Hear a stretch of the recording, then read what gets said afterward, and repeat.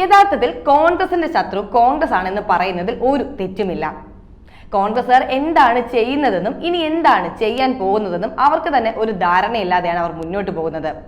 ഇരിക്കുന്ന കൊമ്പ് മുറിക്കുക എന്ന് കേട്ടിട്ടേ ഉള്ളൂ. അത് കാണിച്ചു തരാൻ കോൺഗ്രസുകാരെ കൊണ്ട് കഴിഞ്ഞു എന്നതാണ് വാസ്തവം. ആരുടെ കൂടെ നിൽക്കണമെന്നോ അതോ രണ്ട് വള്ളത്തിൽ കാല് ചവിട്ടണമെന്നോ എന്ന ചിന്തയിലാണ്. പിന്നെ അവർ നേതൃത്വം പറയുന്നത് പണ്ട് മുതലേ കേൾക്കാറില്ല എന്ന പ്രത്യേകത കൂടിയുണ്ട്. ഐക്യമില്ലാത്ത ഐക്യ ജനാധിപത്യ മുന്നണി എന്നും പറയാം. കോൺഗ്രസ് വിട്ട് പലരും BJP-യിൽ ചേർന്നുകൊണ്ടേ ഇരിക്കുവാണ്. അശോക് ചവാന്റെ പിന്നാലെ 4 MLA-മാർ BJP-യിലേക്ക് പോയി കഴിഞ്ഞു. അത് മഹാരാഷ്ട്രയിൽ.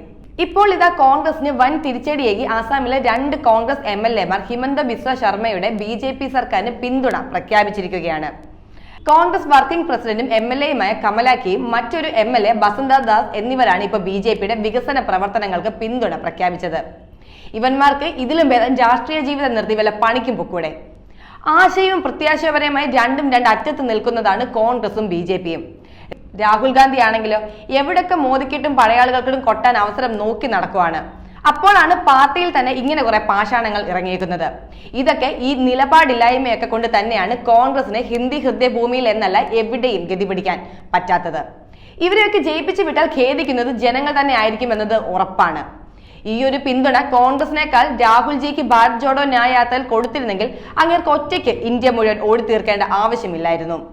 അല്ലെങ്കിലും കോൺഗ്രസിലെ നേതാക്കൾക്ക് ബുദ്ധി കുറവാണ്. സ്വന്തം നിലനിൽപ്പും അധികാരമോഹവും മാത്രമേ ഇവർക്കുള്ളൂ.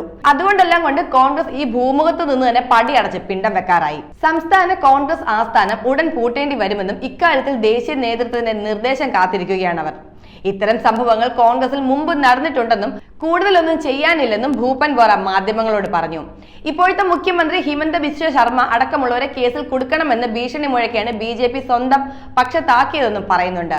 126 അംഗ നിയമസഭയിലെ 2021 തെരഞ്ഞെടുപ്പിൽ കോൺഗ്രസിന് ആകെ കിട്ടിയത് 29 സീറ്റ് മാത്രമാണ്. മാസങ്ങൾക്കുള്ളിൽ 2 പേര് രാജിവെച്ച് BJP-യിൽ ചേർന്നതോടെ അംഗബലം പിന്നെ 27 ചുരുങ്ങി. 2 പേര് കൂടി ഇപ്പോൾ BJP പക്ഷം ചേർന്നതോടെ കോൺഗ്രസിന്റെ നില കൂടുതൽ പരുങ്ങലായി.